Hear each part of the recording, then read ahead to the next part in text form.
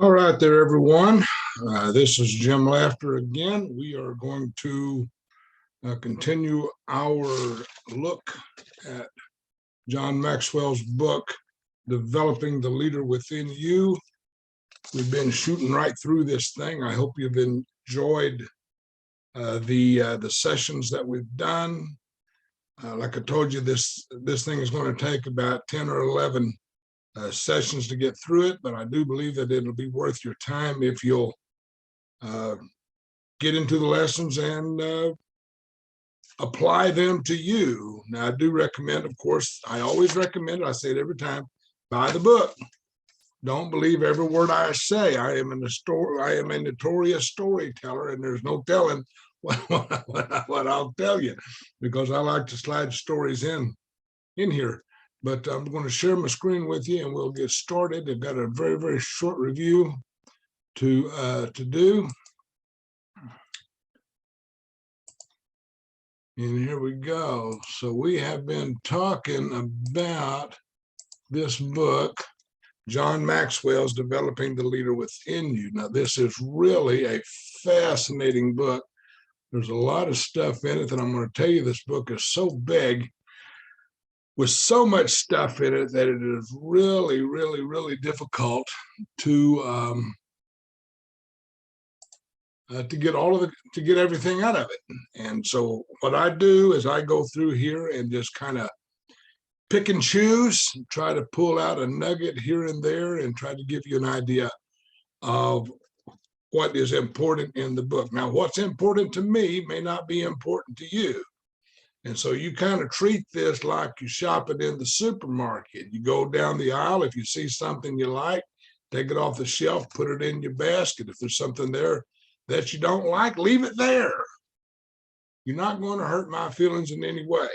So leave it for the next person. Maybe something that's in this lesson might be better for another person than it is for you. All right. So John Maxwell is Developing the Leader Within You. We've determined that everything rises and falls on leadership. Everything rises and falls on leadership. You are the leader of whatever it is you're leading, whether it's a network marketing group like we do, or whether you run a department store, whether you own your own grocer. Maybe you have a hot dog truck. It doesn't matter what it is that you do. Maybe you're a school teacher. If you're a school teacher, you are definitely in a leadership position, and you have influence, which we determined is the actual definition of leadership. You have influence over people. And we've looked at a few different chapters. I'm going to shoot through these. I'm not going to go into detail about them. Chapters 1 and 2 talked about influence, which is the definition of leadership. Chapter 2 talked about setting priorities. Absolutely necessary in a leadership position that you set your priorities. Chapter 3, we talked about integrity, which is the most important ingredient to leadership. Each one of these chapters has a lesson on this YouTube channel. Go back and look at them. See if there's something in them that makes sense to you. Chapter 4 is creating positive change. Change is inevitable. It's going to happen. You're not going to get away from change, so you might as well embrace it, but learn the ways to create positive change. Last time we looked at problem solving, which was the quickest way to gain leadership. Sometimes you are just going to be thrown into a leadership position, and sometimes you gain that leadership position by hang on a second, I think I got my shirt buttoned up wrong. So sometimes you gain a leadership position simply because you are capable of solving problems. Pardon my wardrobe there. I'm telling you, I really got those buttons crooked. If I'd been standing up, you'd have been able to see my socks. Okay, so let's move right along here. So problem solving is a way to gain leadership positions. There's always somebody in your group. You may be standing around in a group, and there'll be a problem, and the leader will come out of there simply because the leader has a good sense of how to solve the problems. We talked about that And then we talked about the definition of solve, which is to find answers to, explanations for, or means of effectively dealing with a problem or a mystery. But this week, we're going to jump into chapter 6, which deals with attitude. And this is, according to the book, it is defined as the extra plus in leadership. Now, we're going to attack this leadership thing from a little bit of a different perspective, because I know what you're thinking. You've seen me do this before. You've been on some of my other YouTubes, and you've seen that we've talked about attitude. And I always do this exercise. I take the word attitude and I assign a number value to each of the letters, and you take all of those letters and you add them up, and it comes out to 100. And so attitude is a 100% word. We know that.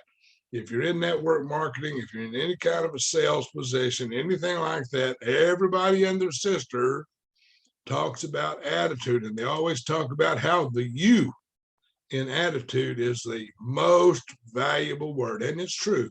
The most valuable letter in the word attitude. And it's true. You are the most powerful, the most important, the most valuable quality in your attitude. You will determine your attitude. So let's just jump into this thing here. And let's look at attitude from its definition point, that we'll move right along. But it says that attitude is a noun. We know a noun is a person, place, or a thing. So just think of attitude as something that's alive, something that's real, something that's viable. It's a settled way of thinking or feeling about someone or something, typically one that is reflected in a person's behavior. So when we're talking about attitude, a lot of times we're talking about behavior. We're talking about how we think about something or how we feel about something. The sentence there says she took a tough attitude toward other people's indulgences. So her attitude might have been one of disdain. You just never know. There's some synonyms for the word attitude, and one of them, which is the most popular, is the point of view. Sometimes it's your vantage point. A vantage point is something that you see, sometimes from a different direction than somebody else might see it. So there may be a situation that you're looking at, that you look at and you see it from your point of view. It's like reading a book. If you read a book, then you've got a protagonist, you've got an antagonist, and you will see the plot of that book from the point of view of whoever is in focus at that time. So you may be looking at a situation from the point of view of the main character. You may be looking at it from the point of view of a support character. If it's a mystery or a thriller, you may be looking at it from the point of view of the law enforcement people trying to find a criminal. By the same token, you may be looking at it from the point of view or the advantage point of the criminal who's being chased by the police.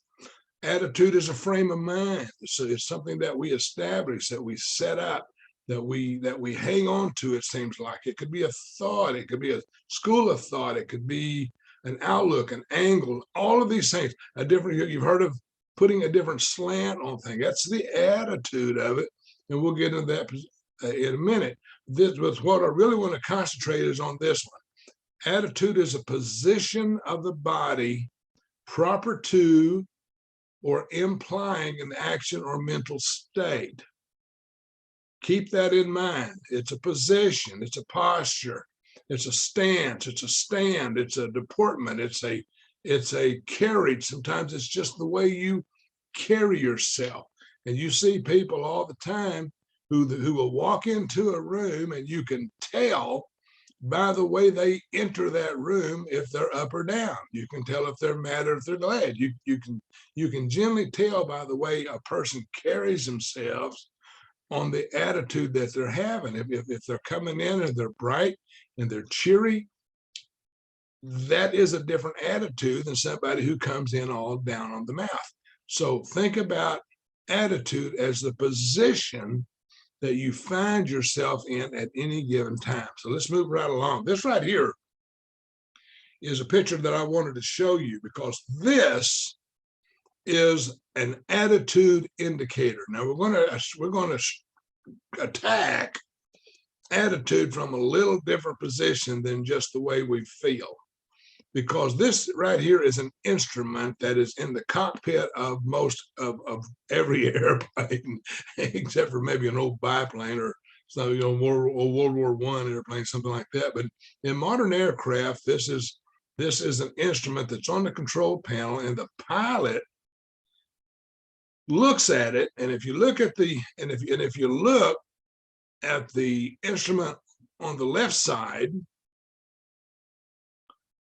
you see the straight line across here. That indicates the wings of the aircraft. And the attitude indicator shows the pilot the position of the airplane in relation to the horizon, because it's very common sometimes for an aircraft to get out of attitude and bank away from its supposed course. But if a pilot can look at the horizon and see that it's level, then he knows that his wings are level and that he is flying in a true attitude. Sometimes, but if his alignment, if his attitude gets off even just a little bit, then his attitude indicator will show his position in relation to the horizon. So this shows the level of your aircraft. It does not show your altitude. It shows the level, it shows the orientation of the aircraft with respect to the horizon. And we run into this all the time in network marketing and in other sales positions, particularly because sometimes a salesperson will get off kilter just a little bit and really can't understand or don't really know what's going on. If they had an altitude indicator, then they would be able to look at it and say, okay, I'm off just a little bit, but we don't walk around with one of these things in us. So we just have to know what our positions are. So according to the book,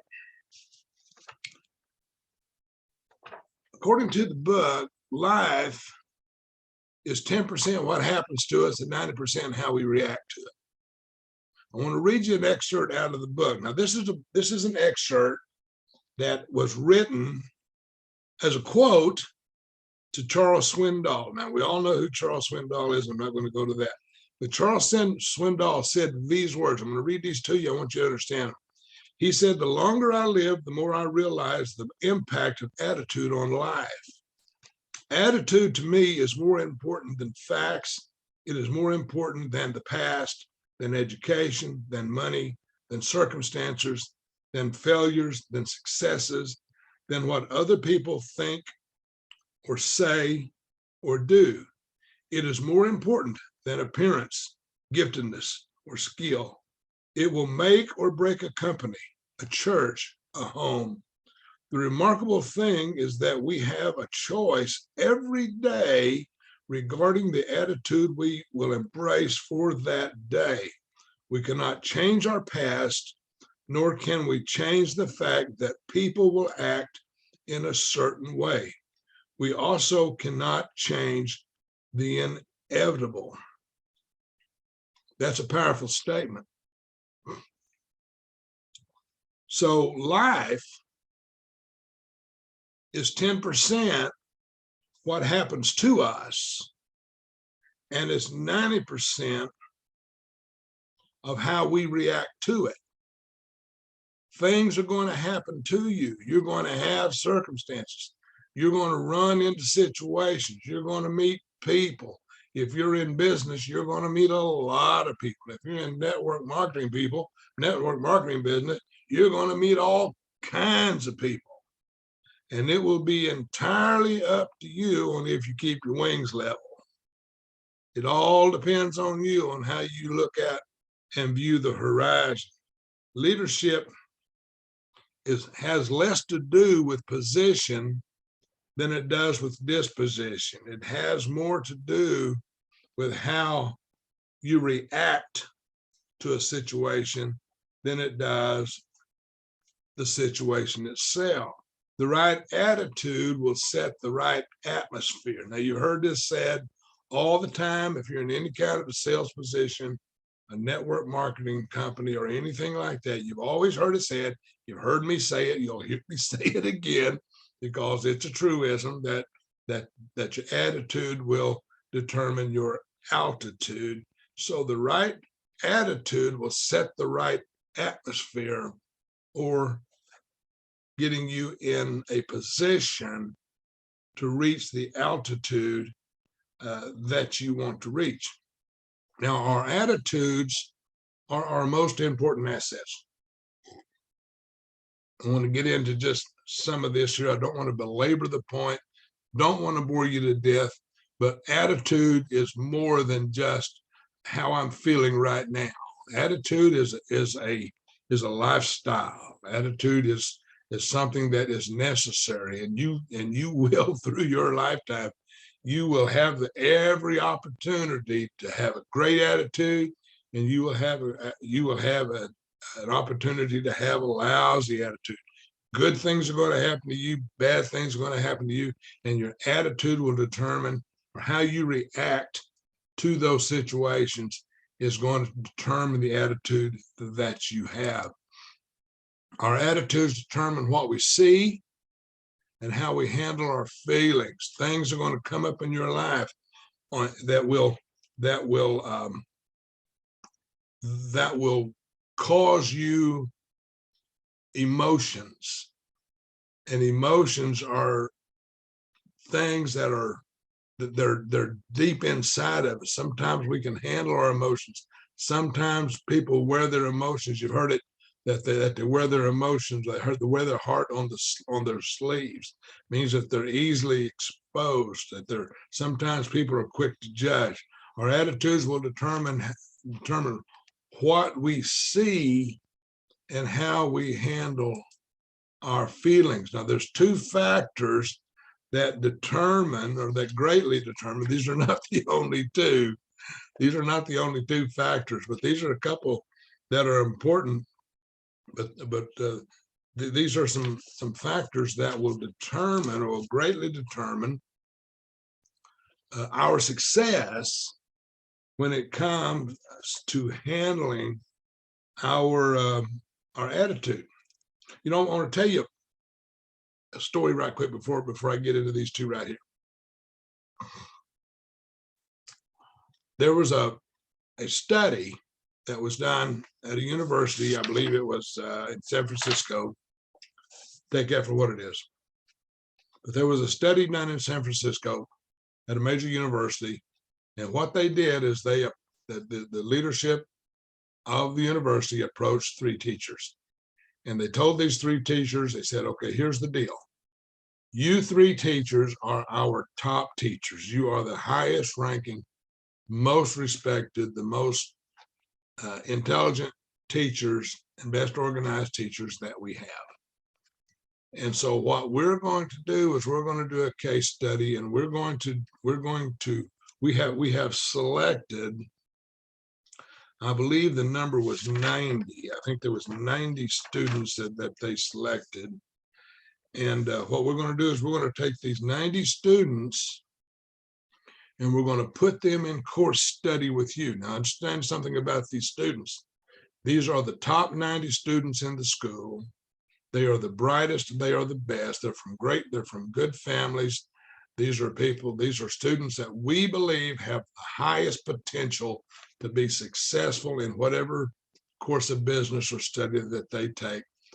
We're going to put these students in your class, and we're going to do a course study to see how you can influence these students to reach and become better students. And so they put these students in these classes, and they went to work with these bright, super students. These top of the line teachers went to work with these students, and they went through the course of study, and the students excelled.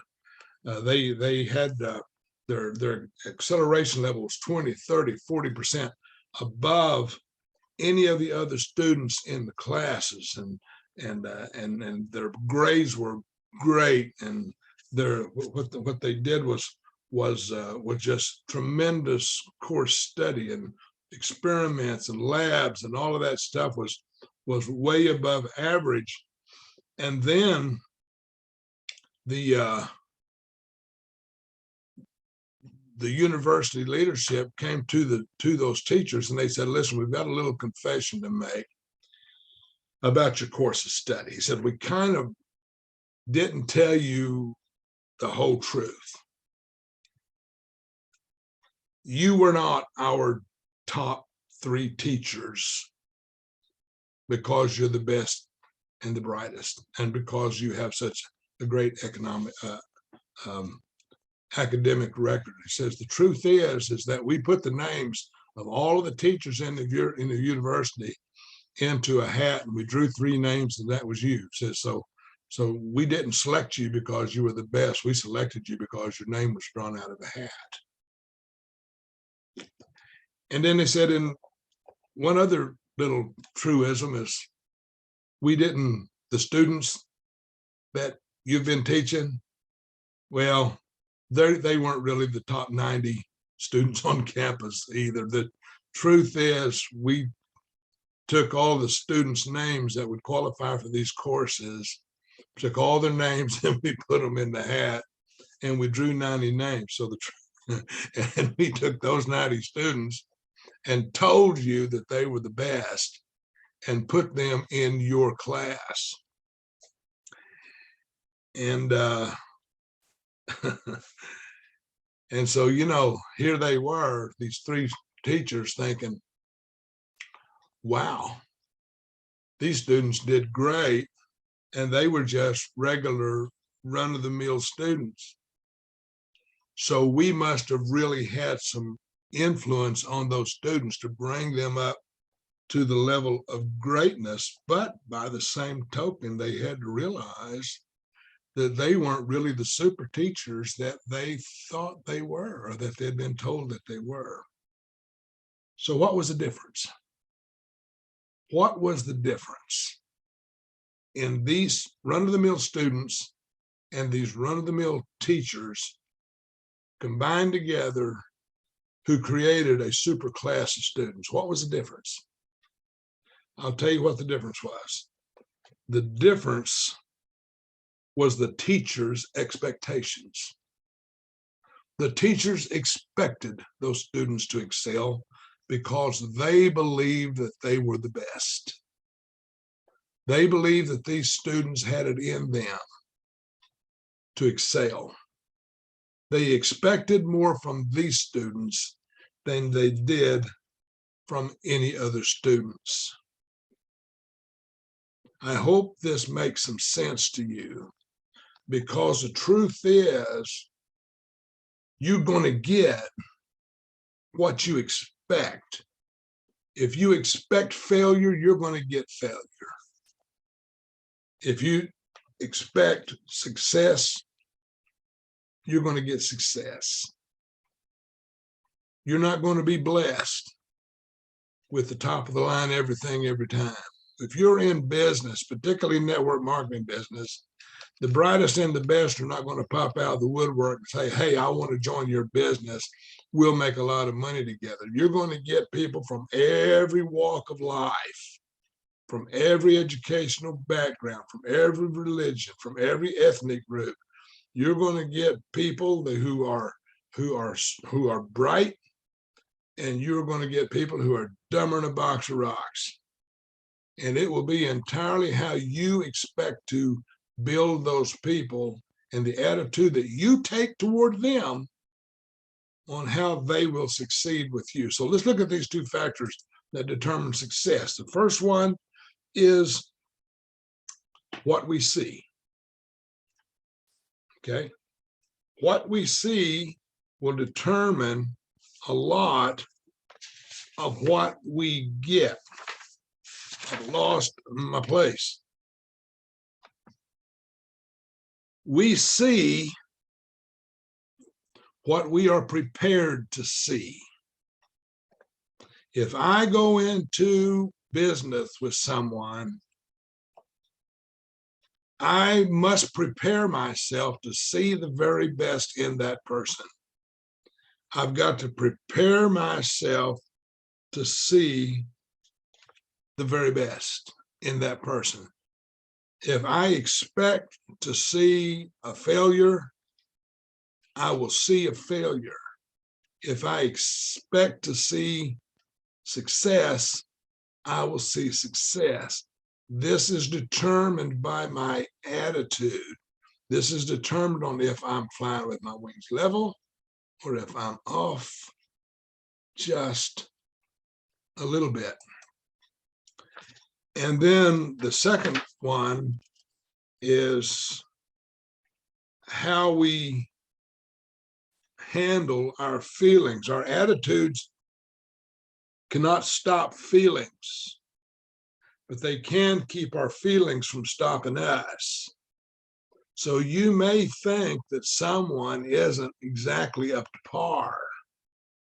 And if you express that feeling that you don't think that person has it in them to be the success in your business that you think that they could be, those feelings could stop you from succeeding with that person. So what we see and how we handle our feelings, we can't continue to function in a manner that we do not truly believe about ourselves. If you don't think you're up to the task, the chances are you're not. But if you can get the attitude of I can handle it, I can lead this group, I can do what it takes, I can be what I want to be, I can rise to any level, we're going to get to that part here in a minute, that you want to, then your attitude is that you are flying on a level field. And the horizon, remember when you're in an aircraft cockpit, the horizon is always in front of you. And you can determine the attitude of your aircraft by how you see the horizon. Because it looks like this out the front window of the cockpit. I went flying with a friend of mine here a while back. He's got a Cessna. We went up, we flew around, we did a whole bunch of stuff. And after a while of being up, he says, Jim, would you like to fly? And I said, well, sure, if you'll let me. And so I took the controls, and I am not a licensed pilot. He is. And he says, okay, here's what you want to do. He says, don't bank us. He said, all I want you to do is I want you to watch the horizon and watch the indicator and make sure that the indicator is straight across. That means that we're flying level. And then when he wanted me to go up, then that's when we got to talking about altitude, and I'll show you that in just a minute. But a leader's altitude, which we'll get, matter of fact, let's move on here. It is improbable that a person with a bad attitude can continuously be a success. A leader's altitude is caught by his or her followers more quickly than his or her actions. A leader's attitude, if you are in a group, particularly if you're building a network marketing business, or if you're the supervisor of a shift at work, or just whatever, the people who work for you or around you will be more impressed and be more what's the word? Well, I'll just use the word impressed. Will be more responsive to the attitude that you display than they are by your actions. So you can be great at your job or your business and still have the wrong attitude. You're off kilter just a little bit, and the people around you will pay more attention to that than anything else. I want to show you what this is talking about. Your attitude is your level of flight. It's your vision. When you're up in the sky, when you're way up there and you're flying level, you can see things in the distance that you can't see if your aircraft is banking. You can't see what's over here. You can only see what's over here because your attitude is off just a little bit. If you think you are beaten, you are. If you think you dare not, you don't. If you'd like to win but think you can't, it's most certain that you won't. Life's battles don't always go to the stronger or faster man, but sooner or later, the man who wins is the man who thinks he can. Attitude. It's all about attitude. It's the attitude that makes the difference. It's flying level. It's seeing in the distance. It's keeping the horizon out in front of you. It's not just positive thinking. In network marketing and other businesses, we put so much effort into talking about positive thinking that we don't understand attitude. And attitude is more important than positive thinking. If your attitude is right, your thinking is going to be fine.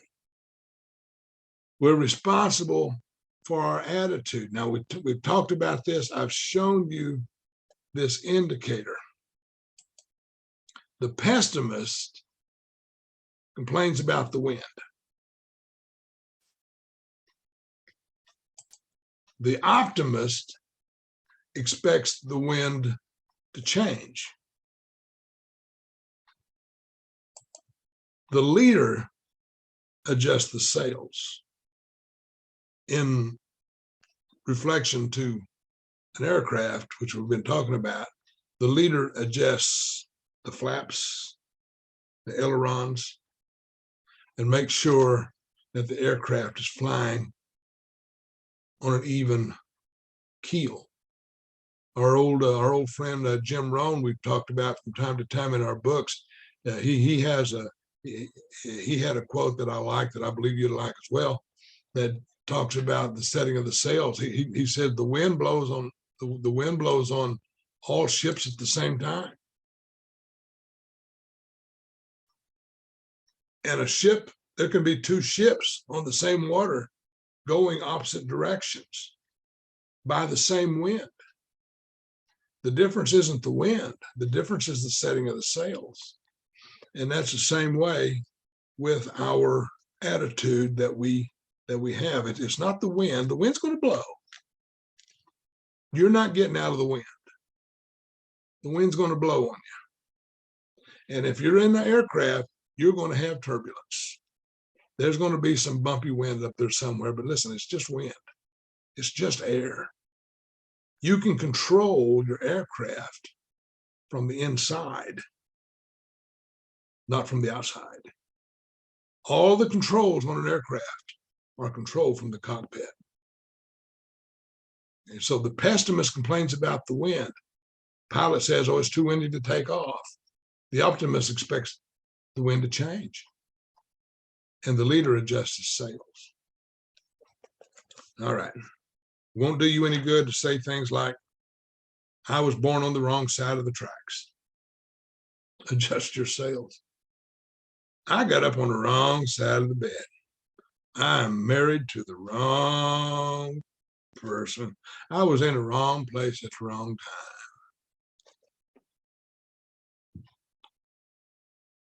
These are people who blame everyone else for their problems. They don't take control of their aircraft. They don't take control of their ship. They blame it all on everybody else. Well, I'm going to tell you what, your attitude is your responsibility. You know, there was a one time, you know, I like to talk about history and that sort of thing, but one of my favorite guys in history was Abraham Lincoln. And there was a man that applied or was a candidate for a cabinet position. And Abraham Lincoln turned it down. Said, no, I don't want him. And when asked why, he said, I don't like the man's face. That was his only reason. I don't like the way he looks. What he was really saying is, I don't like the way he makes me feel. Lincoln said, every man over 40 is responsible for his own face. And I'm going to tell you right now that you are responsible for your own face. You are responsible for your own attitude. We cannot choose how many years we live, but we can choose how much life those years will have. This is my responsibility. This is your responsibility to suck as much out of life as you can, to set your attitude, to get the attitude that you need to see success, to see the distance, to keep the horizon out in front of you and keep that horizon level. It's not what happens to me that matters, but what happens in me. It's not what happens to me that matters. Things are going to happen to you. Things are going to happen to me. And it is entirely, and those things are not important. They're going to happen. What matters is what happens in me. I want you to take a look at this guy. Now, I've talked about this guy before. We'll spend just a minute talking about this guy. This is Viktor Frankl. If you go back to some of my other studies, you'll see that I've talked about Viktor Frankl before. Viktor Frankl was a Jew, and he was a Jewish psychologist in Nazi Germany.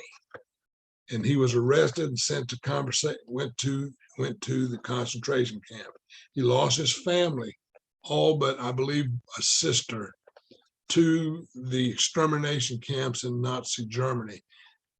Viktor Frankl was kept alive and isolated in the concentration camp he was in. He was kept in a single room, completely naked, and he survived the concentration camp.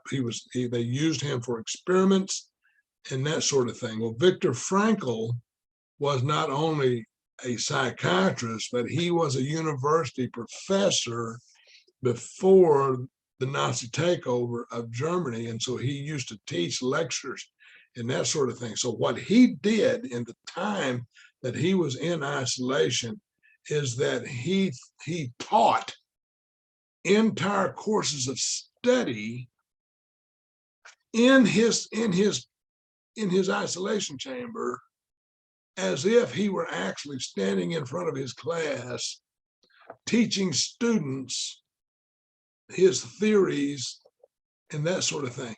And he said that these things kept him sane because he projected himself into the future as if he were actually in front of a class teaching that class. And here's what he said. He said, the one thing you cannot take away from me is the way I choose to respond to what you do to me. The last of one's freedoms is to choose one's attitude in any given circumstance.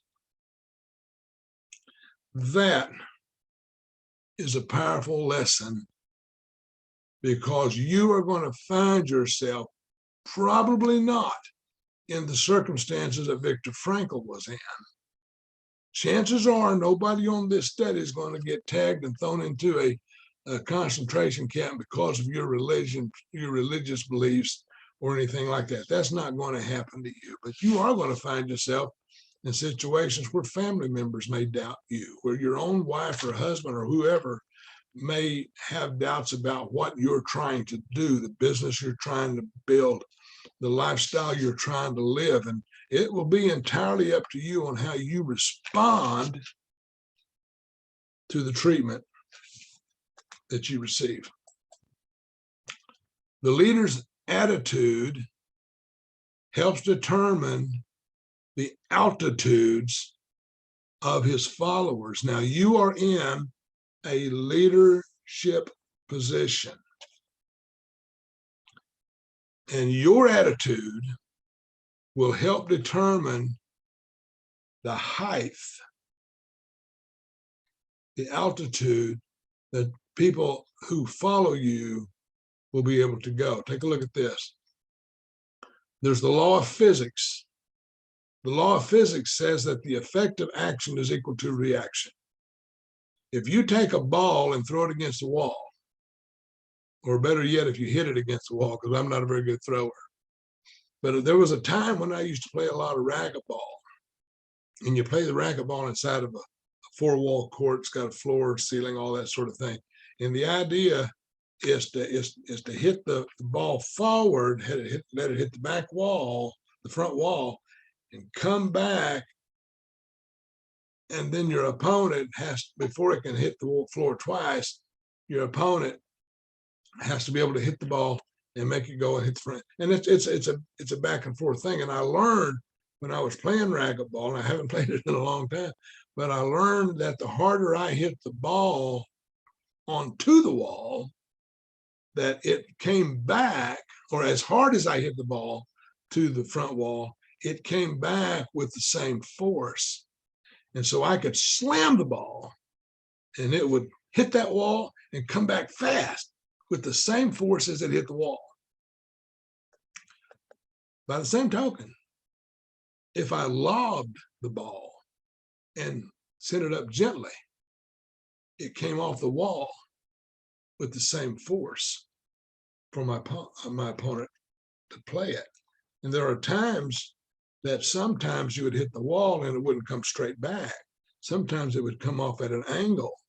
It hit this wall here and it'd go over and hit this wall. And sometimes it would bounce and come over here and hit this wall, and it was time to hit it. Well, by the time it got off of that third wall, it had slowed down considerably, but the initial force was the same off the front wall. So the effect of action is equal to the reaction. And in your attitude, when you're building your attitude, there's going to be times you're going to react. And you want to make sure that your action is equal to the action.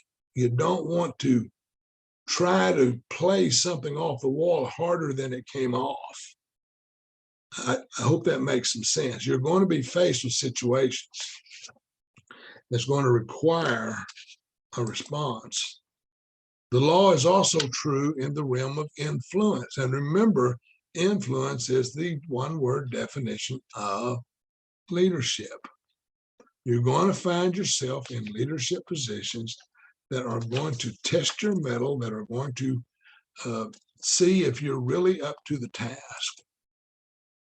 This little doohickey right here is not an attitude indicator. This is called an altimeter. It's also an instrument in the cockpit of an aircraft. And what this thing does has absolutely nothing to do with attitude. What this thing does is it tells you at what level you're flying. Not that you're flying level, but at the level that you're flying. So if you're flying at 10,000 feet, it's going to let you know that you're flying at 10,000 feet. If you're flying at 50 feet, it'll let you know that you're flying 50 feet off the ground. So when you're landing, the altimeter will decrease, but when you're climbing, the altimeter will increase. It has nothing to do with if your aircraft is level. You can increase at a state bank. You can increase descending, and it'll all be reflected by your altimeter. Now, in network marketing, we call this a pin level. and you'll know by your altimeter on how you're standing in relationship to your business. You can see that in your progression reports. You can see that by looking at your pin level. You can see by your point count and all that different thing. However your business reflects your level. Kind of think of that as an altimeter. Almost done. We're going to go through a few stages here of altitude change, because there will always be attitude change. Let's take a look at a couple of these and see how you can kind of relate to and identify attitude change. Let me get my picture up here. I increased it just a little bit. If I can get a hold of it and get it up here out of the way. One of the stages of attitude change is identify problem feelings. Feelings are going to reflect your attitude, and it depends on how you react to a situation. Your feelings that are produced will manifest themselves in an attitude. The way you feel will manifest themselves in your attitude. So when you're going through attitude changes, try to identify problem feelings. Why do I feel this way about something? What is it about this person that I'm working with that I just don't like? Or what is it that I do like? Is the person trainable? Are they coachable? If they're not coachable, why am I wasting so much time with them if they don't want to learn? That sort of thing. But identify problem feelings, and you'll find yourself able to sort through situations and find out why you feel the way you do. The second one is identify problem behavior. Try to figure out what triggers wrong feelings.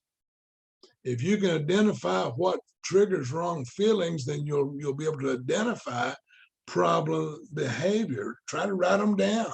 Do yourself a favor. Don't try to remember all this stuff up in your noggin. Write them down. Make a list. Sort through them. Prioritize them. Identify them. The third one is identify wrong thinking. William James says that which holds our attention determines our action. That which holds our attention determines our action. If you are constantly thinking about something all the time, the chances are you are going to make that part of your action plan. Hope that makes sense. On the same token, identify right thinking. You can control your feelings by changing one thing, and that's your thoughts. How do I think about this? How do I think about that? What do I let into my mind? What do I take out of my mind? People who are obsessed, in the American church, one of the greatest problems in Christianity, this is going to sound harsh, and I don't want it to sound harsh, but one of the problems that pastors across the nation identify as one of their biggest problems in their congregation is not the lack of prayer, and is not the lack of finances. It's not attendance. It's none of those things. The thing that most pastors in the United States have identified as one of their worst problems, especially among men in their church, is pornography. That a man, regardless of how Christian he claims to be, will sometimes get caught up in pornography and will lose his direction. It's an addiction, and it affects his thinking. The fifth one is to make a public commitment to right thinking. Make a commitment to the people around you and to yourself, to your family, to put into yourself good stuff. Read good books. Watch wholesome television if you can find it. Listen to positive audio. Good things in, good things out. And develop a plan for right thinking. Plan your work, work your plan. Okay. But set for yourself a regimen for right thinking. You've heard it said time and time again. Good positive books. If you will take about 20 minutes a day, don't have to overdo it. You'll have to read for 6 hours a day. If you'll take about 20 minutes a day and read good, positive, uplifting books and that sort of thing, you will find that your mind will not wander to all this other trash. Let's wrap up because I'm done. I am through. This one we're going to keep on time. Attitudes are nothing more than habits of thought and can be acquired. An action repeated becomes an attitude realized. If you think they can, your business group, if you think your business group can succeed, they can. If you think they will, they will. If you think they won't, they won't. If you think I can be a success, I can reach the level I want to reach, I can make the income I want to make, you can. But if doubt fills you and you think you can't, you're right. I think it was Henry Ford who says, if you think you can, you're right. He also says, if you think you can't, you're right. Okay. I may not be able to change the world I see around me, but I can change the way I see the world within me. So the world around you is going to be there. It's going to happen around you. Whatever it is, whatever situation, environment you find yourself in is going to be there. You can't change that. But you can change the way you see the world within you. You can sort that out. You can become the person that you want to become. Why? Because my attitude is right. And I'm flying level to the horizon. Why can I see the world around me in a better view? It's because I'm not tilted off to one side. I'm flying level. And then when the time comes, now this is my attitude. And when the time comes that I need to rise to a higher altitude, that's when I adjust the flaps. That's when I pull back on the stick and raise the nose of the aircraft and fly up to a higher level and then level off again. Because my attitude is right. I may not be able to change the world around me, but I can change the way I see the world within me because my attitude is right and I'm flying level to the horizon.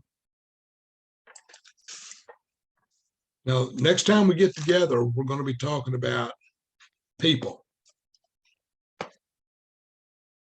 This doesn't mean we're going to gossip. This means we're going to be talking about developing your most appreciable assets. Now, if you are in network marketing, then your most valuable, the assets that you have around you are not products that you sell. The asset that will appreciate, which means increase in value, are not necessarily the products that you sell, but the people that you surround yourself with. And you have the opportunity in building a network business or a store or whatever your business is, you have the opportunity to help those people increase in value or lose value, depreciate. We'll talk about that next time. For those of you who don't know me well, I hope you have gotten to know me at least a little bit. I'm Jim Lafter. I live here in Tulsa, Oklahoma. My phone number is 918-510-4583. My email address is jimwilma.laughter, JIMWILMA.laughter, LAUGHTER @gmail.com. You may contact me at any time. And if you have a question about network marketing in particular, I'm telling you, if you are looking for a way to make an income, I'm going to go ahead and pitch my business. That's what I do. I have a network marketing business that I promise you will change your life. If you're coachable, if you're willing to learn. Now, I always say this, I will not chase you. If you call me about my business and want more information, I want you to understand this is network marketing and it takes work. So take a look at that. I'm just going to flash my credentials up here and let you know that I've been around a while. I'm a retired Master Sergeant, U.S. Air Force, and I'm an author. You can look me up on Kindle, look me up on Amazon, you'll find me. So let me just get all my credentials up here and see what we can do. So until next time, I said, give me a call and write me an email, and we will learn together. So let me see if I can stop my screen share here. All right. I think it's been a good lesson, and I hope you've enjoyed it. I hope you take it to heart. And remember, attitude isn't just positive thinking. Positive thinking is important, but it's not just positive thinking. So kind of watch my channel. New stuff will come up, and we'll see if we can have some fun and learn together. Y'all have a great day.